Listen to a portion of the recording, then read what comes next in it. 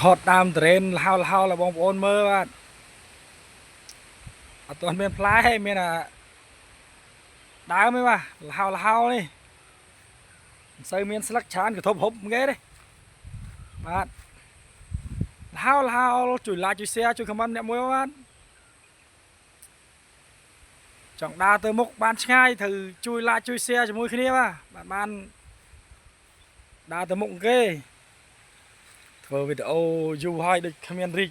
ទៅណាសោះអញ្ចឹងបងជួយ follow page ហើយនឹងlike share comment មួយបាទយើងមិនមែនជាអ្នកល្បីប៉ុន្តែយើងធ្វើយូរទៅវានឹងល្បីគេមានដើមត្រេនលហោថតឲ្យបងប្អូនមើលនេះ